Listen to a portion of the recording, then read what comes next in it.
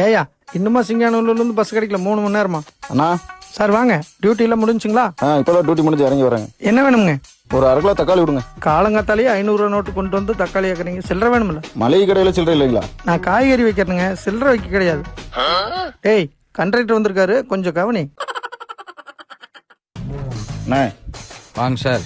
என்ன 500 ரூபாய்க்கு சில்லறை இல்லைன்னு இந்த பக்கம் போக சொல்லிட்டாரு. சில்லறை தானே இல்லைனாரு, உங்களையாட்ட பாதியில் இறக்கி விடலீங்களே. சரி என்ன வேணும்? 1/2 கிலோ தக்காளி விடுங்க. கொஞ்ச நேரம் வெயிட் பண்ணுங்க, வாங்கிக்கலாம். ஏனுங்க சார் 10 கிலோ 20 கிலோ வாங்குறவங்களாம் வருவாங்க, அவங்களுக்கு கொடுத்துட்டு கடைசியாக போட்டுக்கலாம். யாருமே இல்லைங்களே. வருவாங்க சார், வெயிட் பண்ணுங்க. எவ்வளோ நேரம் நினைக்கிறது? கள்ளிமந்தயம் போகலான்னு மதுரை பஸ்ஸில் ஏறினாங்க. மதுரை டிக்கெட்டு மட்டும் ஏறு, மித்த ஊரில் அப்புறம் ஏறுன்னு சொல்கிறீங்களா? அது நியாயம்னா? இது நியாயம் தானுங்க. நாங்களும் கூட பரவாயில்லைங்க. கற்பனை பண்ணு வந்தாலும் நிப்பாட்டுறீங்க, இதெல்லாம் நியாயங்களா? நீங்கள் இங்கே வேலை தான் செய்கிறீங்க, ஓனர் கிடையாது. நீங்களும் அரசாங்கத்தில் வேலை தானே செய்கிறீங்க, நீங்கள் ஒன்றும் அரசாங்கம் இல்லைல்ல.